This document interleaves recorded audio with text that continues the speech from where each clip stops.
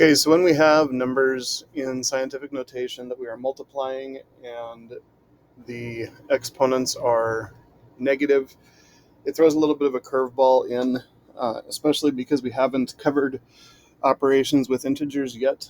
And so I would encourage you, if you don't really know your operations with positive and negative numbers well, to go ahead and use a calculator for adding these exponents in these instances. And so just because one of these exponents is negative in this problem and one of them is positive, we're still going to add the exponents, but we'll see what's going to happen there. And so as an example to start off with, before we do the Alex thing there, let's say that we had 3 times 10 to the negative 5 times 4 times 10 to the 7th.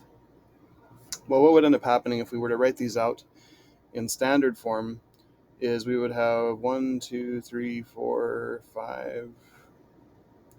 1, 2, 3, 4, 5. That would be the equivalent of 3 times 10 to the negative 5. And then 4 times 10 to the 7th would be 4 with 7 zeros after it.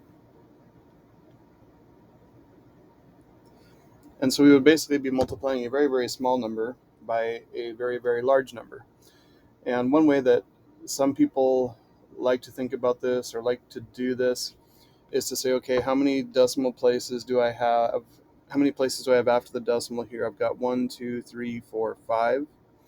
And so that means that I can chop off 1, 2, 3, 4, 5 of those zeros, and then I could just multiply the numbers, and I would get 3 times 4 is 12 with 2 zeros after it.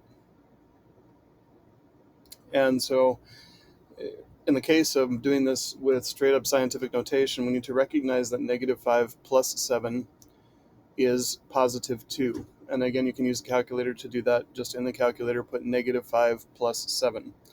And it's going to give you a positive 2. So what we would end up with here is 3 times 4 is 12 times 10 to the power of positive 2.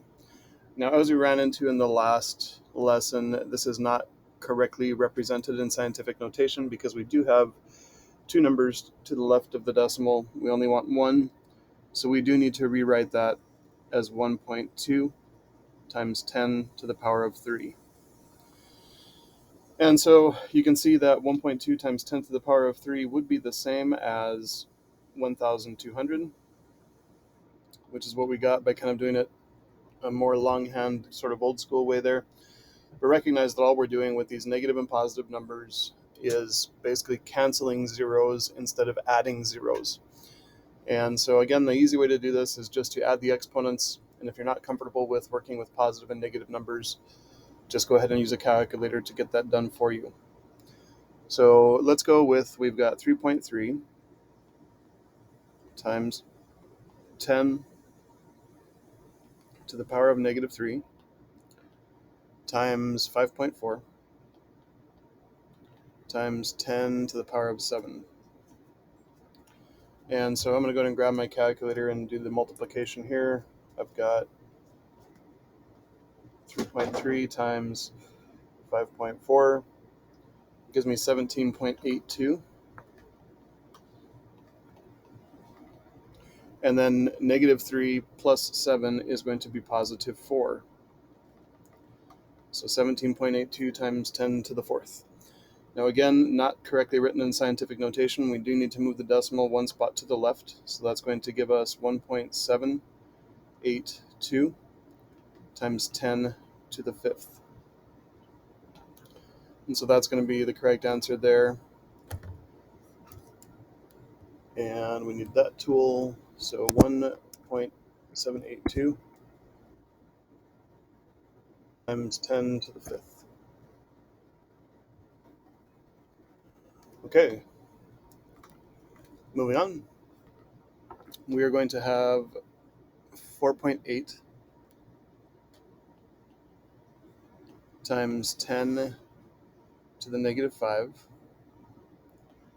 That's going to be multiplied by 1.2 times 10 to the negative 7.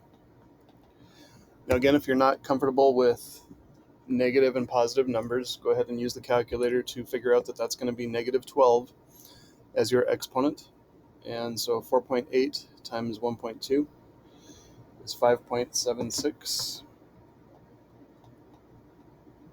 times 10 to the power of negative 12.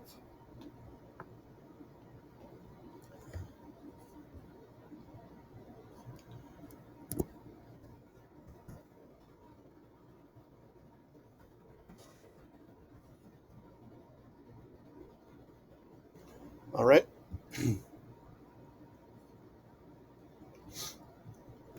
And for this one, we have 4.7 times 10 to the negative 7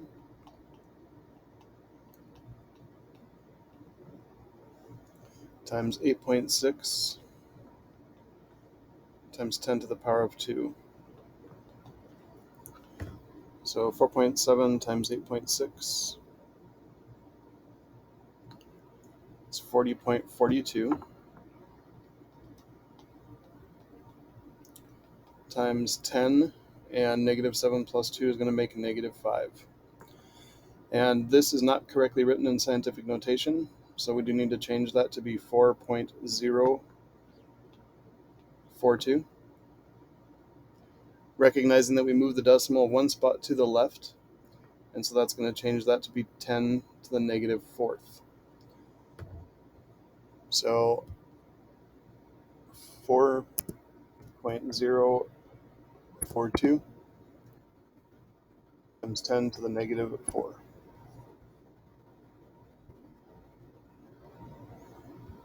Alrighty, that's a little bit tricky. Paying attention to which direction you're moving the decimal and how that's going to affect the exponent is kind of a big deal. A movement to the left basically adds one more positive number, so the negative 5 plus 1 makes negative 4. And again, you can choose to just write that out. One simple way to help yourself with that might be just to say, okay, I'm going to go ahead and do the work of writing this thing out in standard form.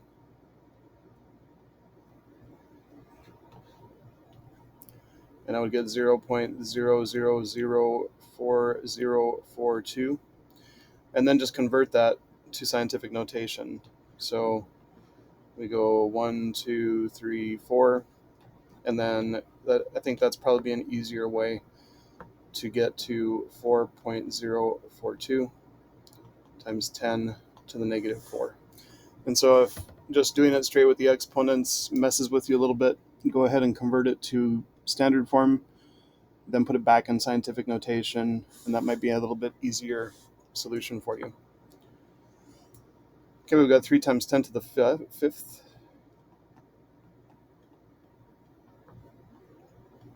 times 4.7 times 10 to the negative 9. And 3 times 4.7 is going to be 14.1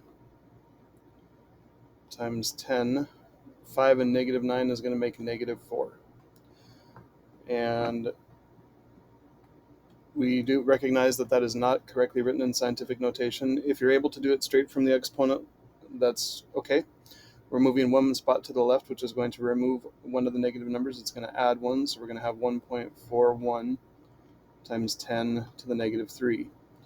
Now again, if it's easier for you to just convert this number to standard form, 1, 2, 3, 4,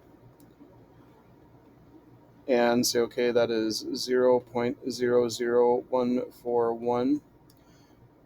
Then we are going to convert that back to scientific notation. 1, 2, 3. 1.41 times 10 to the negative 3. So again, you could do it straight from the exponent if you're comfortable with that, or if you prefer to put it in standard form and then convert it back to scientific notation, that will work also.